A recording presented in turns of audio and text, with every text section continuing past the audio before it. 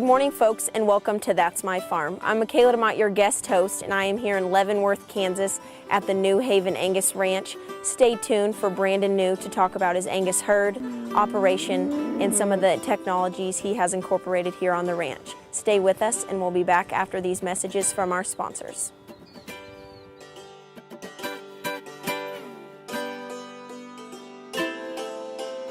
Closed captioning brought to you by Ag Promo Source. Together we grow.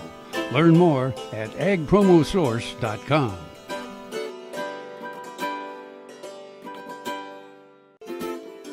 That's My Farm is brought to you in part by TALLGRASS Commodities. Big enough to serve, small enough to care.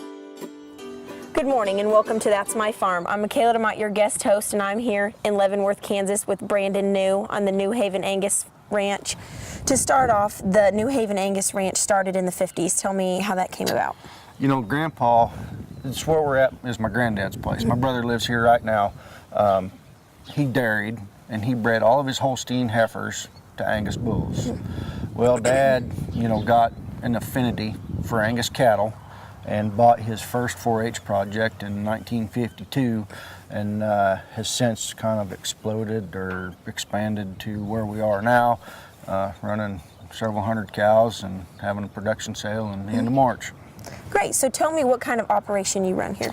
We're a seed stock operation. We supply bulls to the commercial cattlemen here in mainly northeast Kansas. Northwest Missouri is kind of our main market, and we do sell a few females, Angus pairs in our sale, registered cows, and then we also sell some commercial females in that sale as well.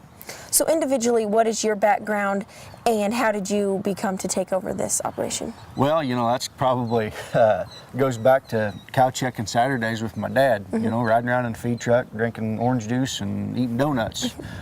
You know, looking back on it is probably the time with my dad I enjoyed the most, but his love and passion for Angus cattle is that's where that came from. And he tells people a lot of times that, you know, I'm probably living his dream more than I'm living my own dream here on the farm.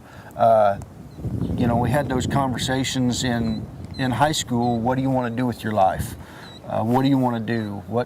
And it was always natural, and what I always wanted to do, you know, showing cattle in 4-H and being in the American Angus Association, showing cattle, I wanted to come back to the farm. It was always natural for me, I thought. And so I went to K-State, got my degree, and came home in May of '03, and I guess Dad threw me the keys and said, have at it.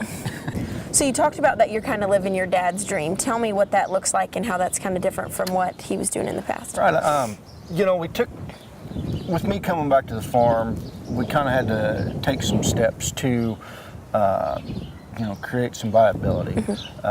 You know, we're getting ready to have our 17th annual sale. But we didn't always have a production sale.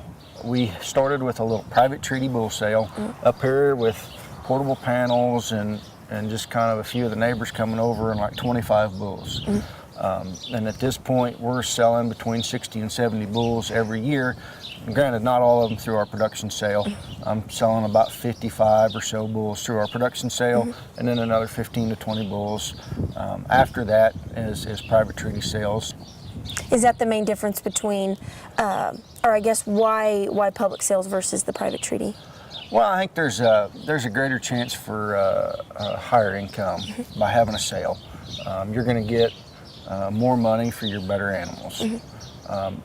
From a private treaty standpoint, we're probably going to have a lower ceiling in terms of price, but we're going to have a higher floor. In an auction, I mean, it's no holds bar. I mean, what they bring when the gavel drops, that's what you're going to get paid for. Okay, great, thank you. We'll be right back after these messages from our sponsors.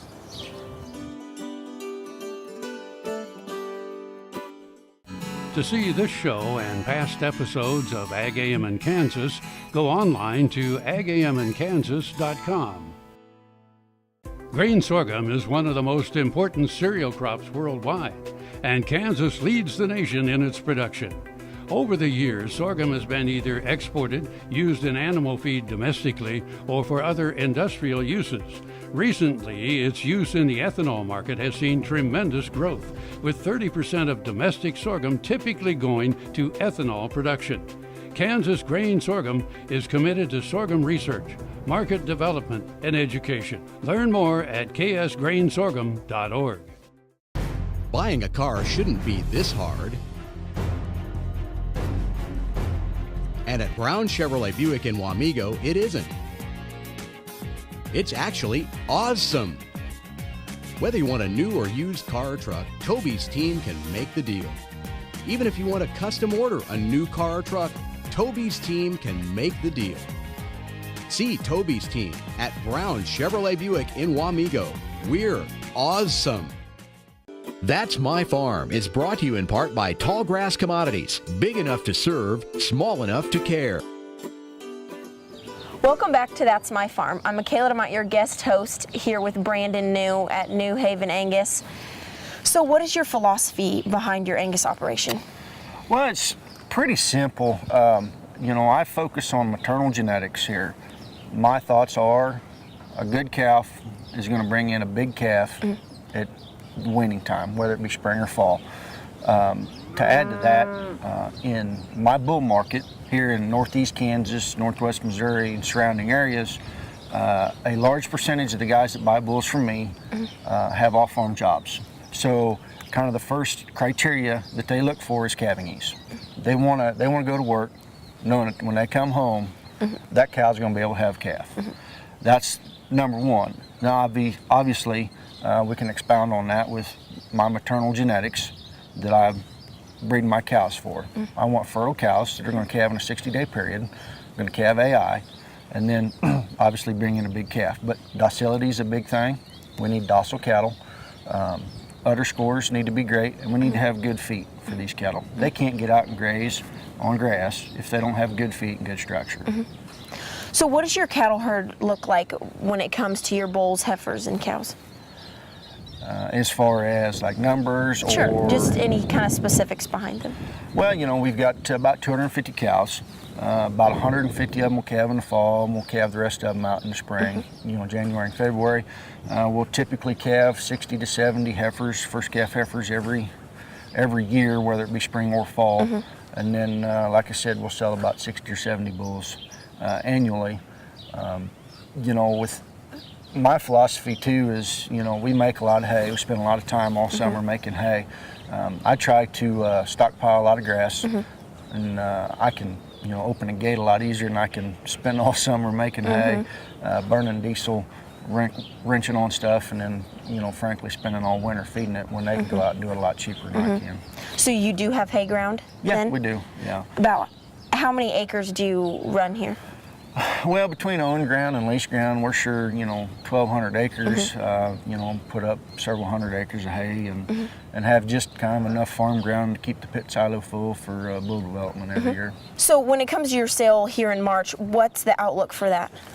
Well, I think that's hard to tell. I mean, last year was so good for everybody. Everything was really good last year as far as prices. We've got a few less bulls because I said we flipped a bunch of our cows into the fall calving deal. So this is kind of my down year as far as bull numbers. That being said, my quality is really good. They're really, really deep set of bulls.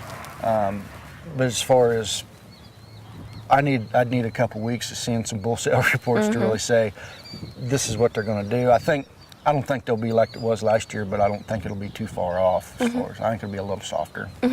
Do you have your bull sale here on your ranch? Yeah, we do the video auction. Okay. We just have them right up there in front of that gray barn right there where we were at earlier trying to film. Great, thank you. We'll be right back after these messages from our sponsors.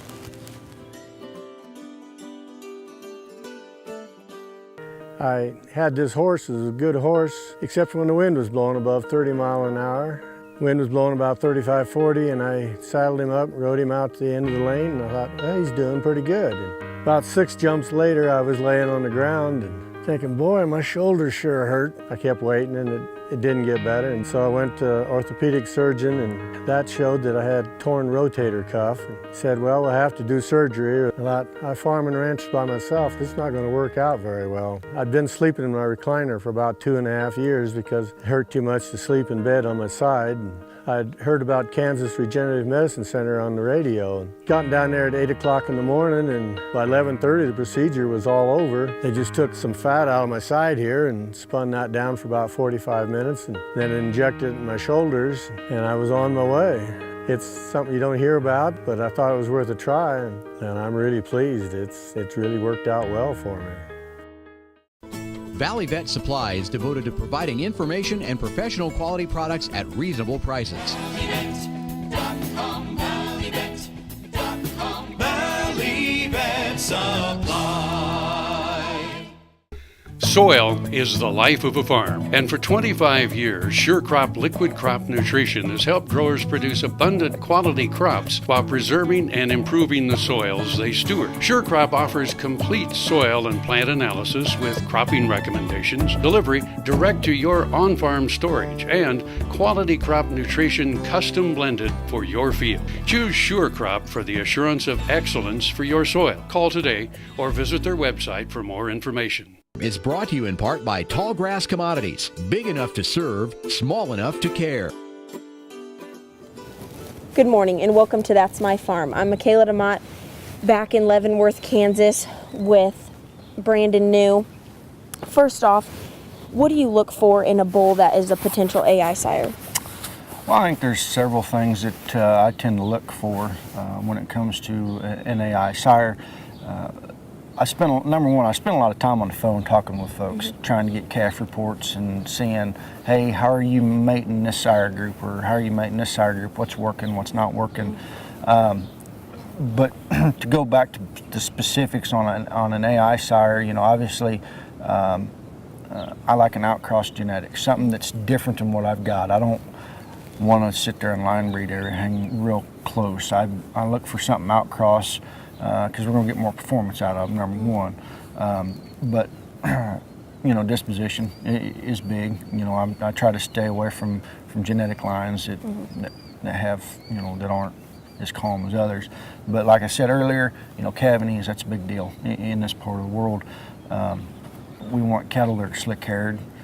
Being on fescue, you know, we don't want a lot of hair on these cattle in the summertime.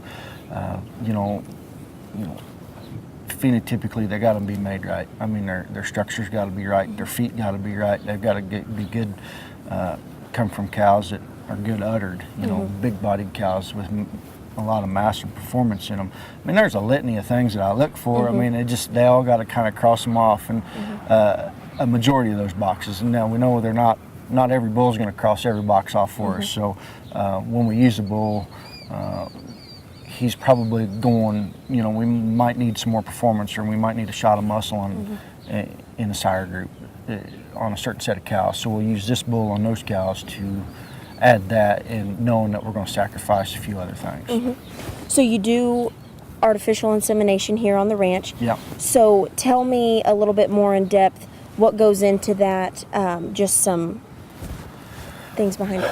Yeah, I mean, we try to be pretty progressive and pretty hard, you know, get after it pretty quick. We will synchronize every cow or heifer for that breeding period. We try to get at least everything AI'd at least twice. If they don't settle the first time, we try to check rebreeds, and then we kick them out with herd bulls, either something that I've raised that's really, really exceptional, or something that I've bought. And then they get 30 days with a herd bull. So, you know, I like to calve in 60 days and have it done and over with. But, you know, I have one employee, my herdsman, that works with me every day. He and I can both AI, so we'll synchronize a lot of cattle to breed in, you know, 2 or 3 days, and we'll get it done. And then it's just a matter of checking reheats at that point. My dad and my brother, they do help on nights and weekends a little bit, but for the most part, it's me and my herdsman. Awesome, great, thank you. We'll be right back after these messages from our sponsors.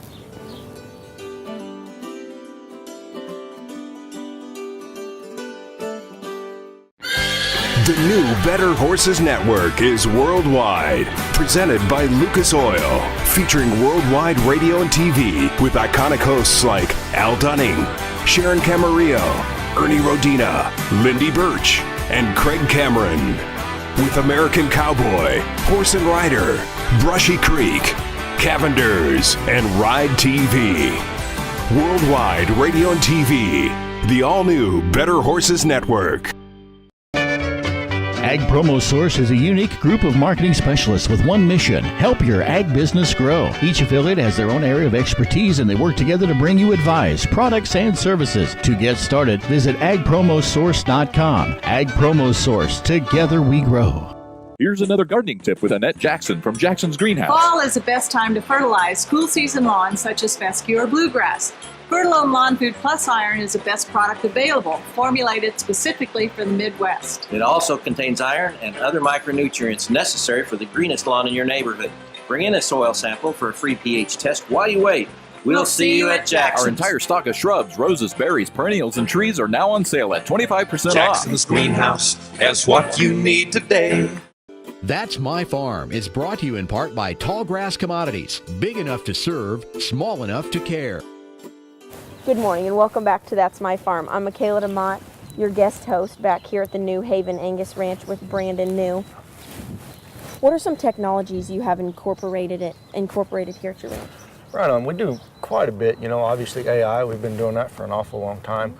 We've been doing a lot of ET work, embryo transfer work. We do a little of the 50K, HD 50K testing.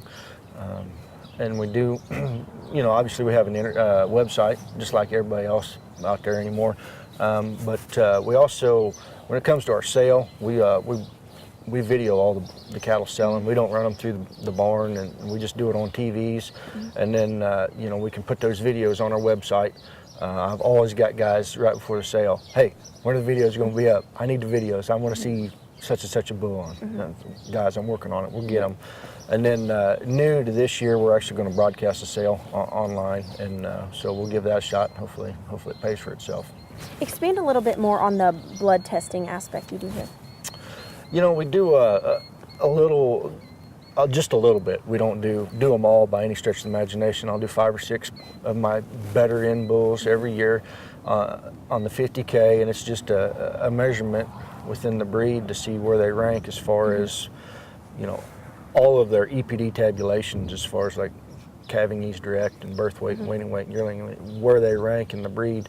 And it also gives them a little higher proof on their accuracies of their EPDs. So instead of having a 0.05, they'll be at about 0.35 as far as accuracy. So a little bit more of a known product when you sell them. So going off of the whole EPD thing, explain that a little bit for our viewers who might not know. Well, EPD is an expected progeny difference, and it's just a way for, as breeders or commercial cattlemen, to compare cattle from herds. You know, we use ratios to compare cattle within a herd. EPDs are across herds.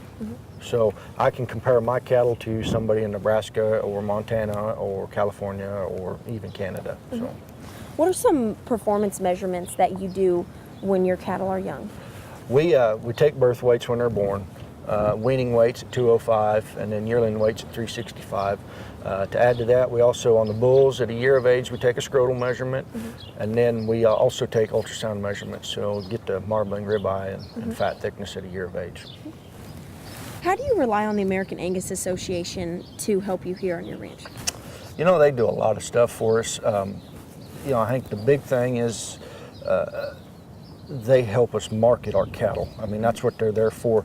But they're also the keepers of all the data, all these birth weights and weaning weights and all these millions and millions of records that not only me, but other breeders have turned in that help make these EPDs and make them as true as what they are. But also they have a media department, API. They build my catalog. They have helped me with my website, all things Angus. And they do a lot for us. And they have regional managers that are what they term the go-between between the office and us. And so Jeff is a big resource for me, and a lot of times I'll end up texting or calling him with questions, and he'll give me a straight out honest answer of what he thinks I ought to do. Great. Thank you, Brandon. We'll be right back after these messages from our sponsors.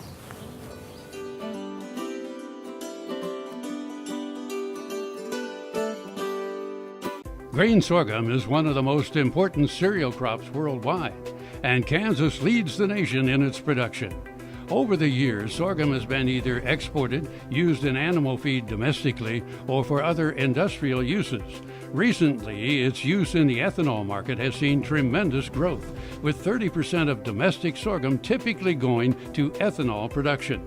Kansas Grain Sorghum is committed to sorghum research, market development, and education. Learn more at ksgrainsorghum.org. KFRM is one of the largest farm radio stations in the nation, dedicated to informing and entertaining rural listeners from northern Oklahoma to southwestern Nebraska.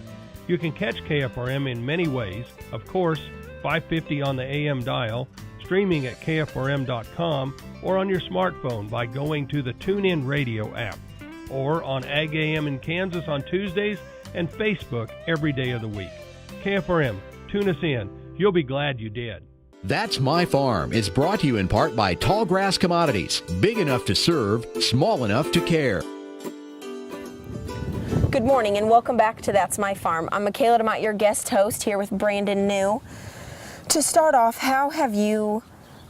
what challenges have you faced since you have Right. Yeah, been a part of this? I think the big one be the drought there, 4 or 5 years ago. That was hard.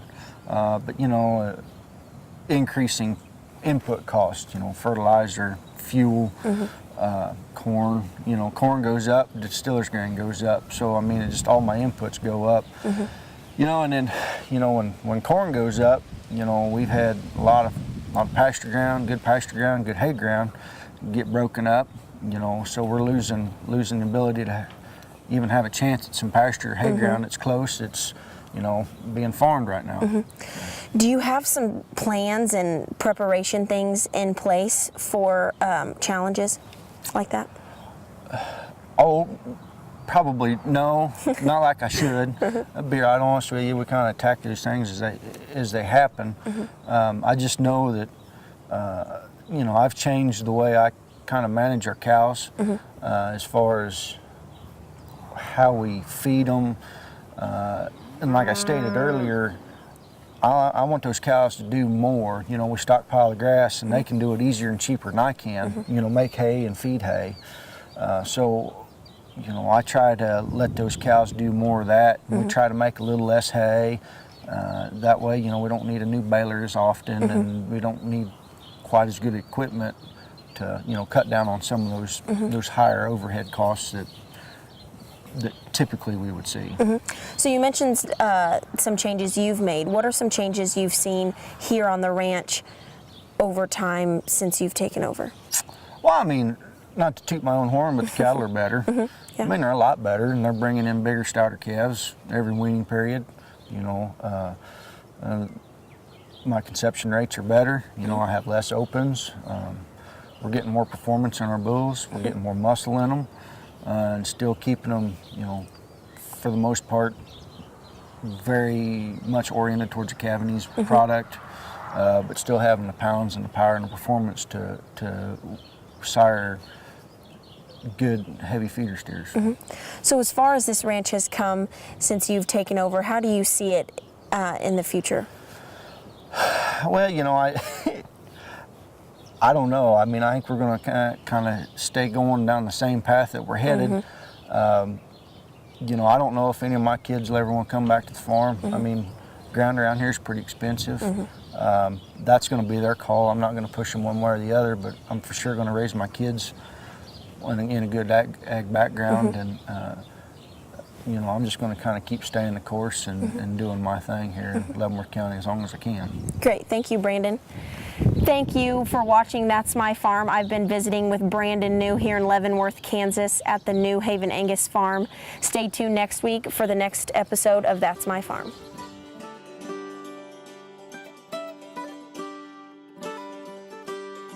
Closed captioning brought to you by Ag Promo Source. Together we grow. Learn more at agpromosource.com.